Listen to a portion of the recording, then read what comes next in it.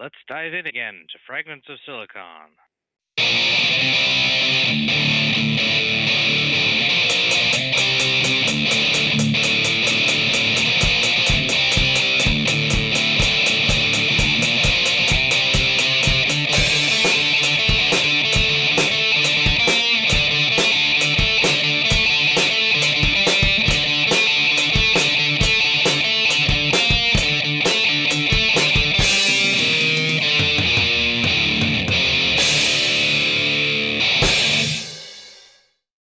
Hey, welcome to another installment of Fragments of Silicon. Not just any installment, but it is our 12th season finale.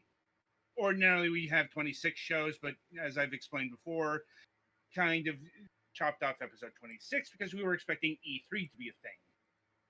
I mean, it's not, but by the time that happened, already started to plan for season 13. Um, anyway, joining me as always is the regular crew. And let's get to the news. Uh, Alex, why don't you start us off this week? Not much new around here, really. My parents got back without any complications from the visit to help my grandpa with spring cleaning. It's been getting significantly warmer, so I'm having to manage. It's not quite hot enough to put in air conditioning yet, so I'm trying to manage it with open windows and stuff, which works fine except when it rains.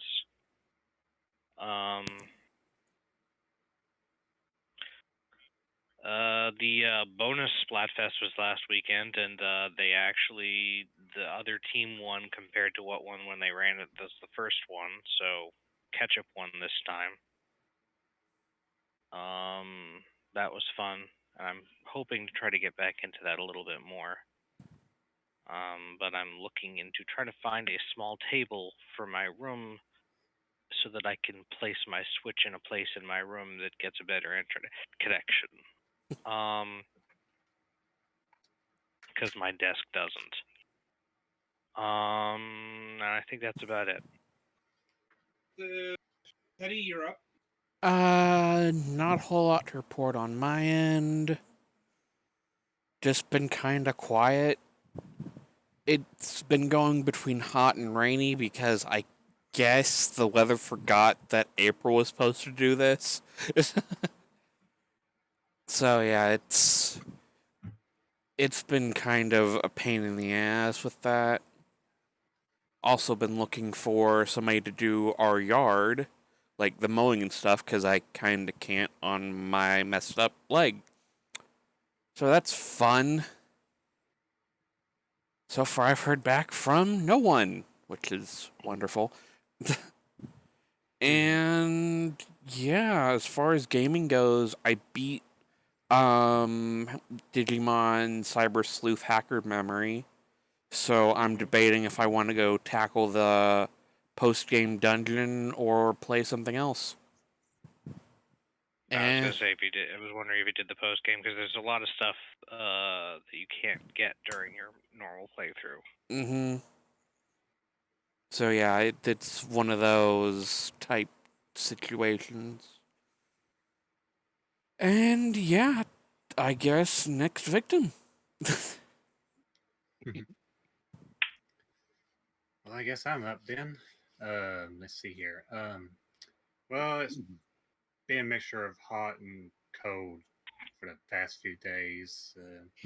Mostly hot, and so that's been fun. Trying to keep cool and whatnot. Thankfully, the evenings are fair in temperature. Well, at work, I learned that we're going to be getting hazard pay for our efforts throughout the past almost 3 months. Oh man, which is nice. Yep. I guess you don't work at Walmart then. Nope. Thank God. I hear nothing but horror stories. Let's see here. I helped my mother install a air conditioner today. Actually, it was a little small air conditioner, nothing significant in size. And I'm a little concerned about whether or not it'll stay put, but it's looking good. Let's see here. Well, in terms of gaming, I've been charging through the last chapter of Seven Remake, and looking forward to being done with that. It's been a fun game overall, but yeah, overall been on the meh side. And that's it for me. Not much going on here either. It's almost like there's a global pandemic going on that has halted most activity. But that would be absurd. Yeah. Anyway, in real terms, yeah, yeah, just not a lot going on because there's not a lot going on, literally.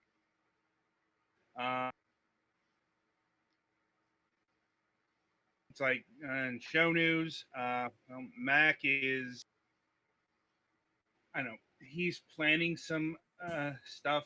Like it looks like he's planning another Kickstarter. With good luck to him. Mm-hmm. I'm not exactly optimistic about it, given how well the last Indiegogo went. But you know, hopefully it works out for him. And I'm given that since he's focused on this, that the whole Star Trek thing's back in the freezer Been now. beaten back into the cupboard. I'll leave it. Yeah, I'll leave it up to Mac to bring it up since it's his thing. Understandable. It's like, Mm-hmm. Look, it's like he wants to do this, then he has to want to do this. Like this is his thing, not ours. If it doesn't happen, I think we'll all be fine. Anyway, in terms of gaming, I've actually had time to play games that aren't stuff for the show. It's always a nice change of pace. I've started up Dragon Age Origins because, yeah, we're going to be off for a couple, at least in terms of regular production. In terms of irregular, we might do something, we might not. It all depends on how we feel. Mm-hmm. That's how the breaks work. Final Fantasy 14 stuff will still be continuing. But yeah, it's like I actually have time to play an RPG right now, so that's nice. And yeah, that's about all the news that's fit to print this week. So merrily we shall roll along to the interview portion of the broadcast. And joining us this week are Dan Clark and Cody Drake of Moonray Studio. Hey guys. Adam, you're a little bit quiet, actually. You might want to. Hang on. Okay. How am I sounding now? Much better. That's better. Very clear. All right. Just had to move my mic up a bit. Right. The tried and true mic adjust. How you both doing tonight? Doing well. It's been a busy week. Very well. Duly noted. All right, so how we like to get started is we like to get to know the people behind the game, the studio, and whatnot. And we like to do that by asking you, how did you get interested in video games, both on a personal and a professional level? Should we do alphabetical order? Reverse alphabetical?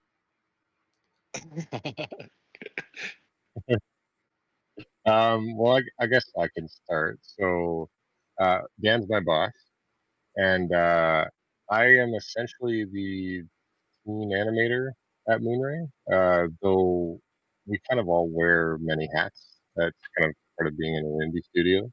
A bit of my background, I took a 3-year program back when I was 25 at Durham College in Ontario. And from there, I graduated and I got into Ubisoft Toronto through one of their contests that they were hosting. Worked there for almost 3 years, and then Dan poached me, and here we are. That was it exactly. And I'm out of Sheridan College. I'm an illustrator. Been doing this now for many years. Had been running Moonray Studios for close to 13 years now. The studio started off doing a lot of second screen interactive content for film and television. Over the last 3 or 4 years, we've been working on our own IP, including Debris and Title Shock. Hmm. Yeah, I remember that. I think was it last year? I know we reviewed it when it Yeah. was fairly new. Yeah, it was a different kind of game. It was a lot of people don't know the backstory on it, but we actually worked with doctors, and it was a proxy for what it's like for two people dealing with mental illness, one suffering and one being pure. Um, it was dealing with the effects of psychosis and what happens to two people when they're in a dangerous situation and they don't share a common reality. And how do you get through that with a compassion and understanding between these two people? It was a blast to work on. We worked on it for over 2 years and had two doctors publish some papers on it, and it was a narrative game set underwater in an Arctic Ocean. Yeah, I remember that. I thought it was a bit strange, but I couldn't put my finger on it. I don't think I would have. I don't think we picked up on that when we played it. Yeah. Yeah, did you play the co-op version of it? Yeah. Yeah, we did. Yeah, so that's what's kind of interesting about the game is the person who's playing Sonya will see one version of reality, and the person who's playing Ryan sees another version. But we play it off extremely realistic for both sides of the equation. So who's seeing truth is kind of up for debate, and that's part of the story. Hmm. That's certainly an interesting track. Like, Yeah, there's many different endings to that game as well. It was an experiment all around, but it was interesting because a lot of folks that are near to the subject matter, found it very compelling and very very moving. I can see that. Hmm. Like, and was the game sort of, how do I put this, peer reviewed? I'm not sure if that's the right term, but like, did other experts in this field chime in when the game got released or whatever? We never really got that kind of wide notice, but it was papered. So we did actually end up publishing papers on portrayal of psychosis within video games. Um, yeah, and we ended up, our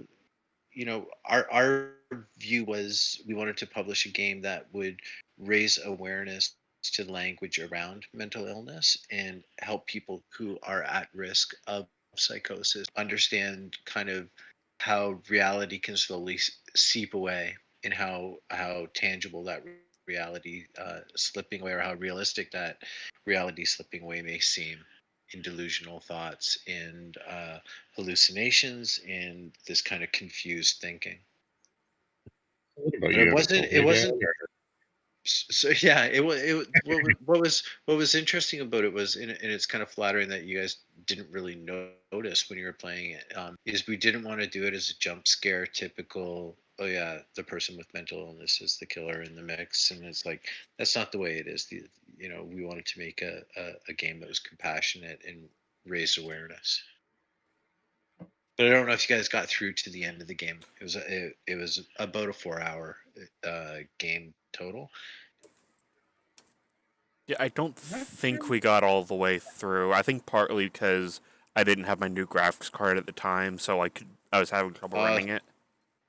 yeah, you might want to give her another try. We ported over to PS4 and Xbox on that game, so the recent updates pretty tight to run on consoles. Um, but yeah, give it another go if you're looking for a great story for a few hours and something that's a little bit different. Hmm. And then it's not a shooter, so Yeah. it is straight up narrative, but it is underwater Yeah, again. that's Yeah, mostly just me. something swimming simulator. Yeah, something swimming. Yeah. Though that does provide a nice segue into your current game, Title Shock. Here, I'm wondering, like, was working on a game with such a strong underwater theme part of the genesis of this game here? For sure. I think that part of debris, informed how we treated underwater environments visually and stylistically. I also think that part of the experience of coming off debris and seeing that people were wanted something interesting to happen in these underwater settings, that kind of sparked us to take and leverage the work and the understanding that we had about, these full kind of 360, verticality and how game mechanics can work within that environment. And it allowed us to kind of shift genres, and the arena shooters were kind of what I played when I was young, and getting back into that kind of genre in this setting, just seemed like a no-brainer for us. And it's funny because most shooters that you see, they'll have like that one level where it goes underwater and it's the slow one, and it's kind of the one that's kind of the throwaway. And for us, we just kind of doubled down and said, no, we can do this. And our whole game's set there because it feels great, because we understand how to do it, and the key to that kind of fluid, you know, orientation that we can get. I mean, usually though, like how do I put this? Like underwater arena shooter levels, you're not swimming so much, or you're not basing your game in that kind of world or level. You know. You're getting And a little distant again, Adam. how about now? Yeah, There it's we go. perfect. Okay. Anyway, um, so what made you specifically want to pick an arena shooter to make as your next game? I think from my perspective, the kind of Fortnite kind of Royale, 20 minutes, 30-minute kind of rounds that are, I was going through playing that game. I just wanted that kind of quick respawn, kind of jump into the action, have that kind of quick, fast blast, that I got from old school arena shooters. But with that kind of lighter touch that Fortnite has on, the whole kind of shooter genre, where it doesn't have to be over militaristic, it doesn't have to be that high, quick twitch, bang, you're gone before you actually start.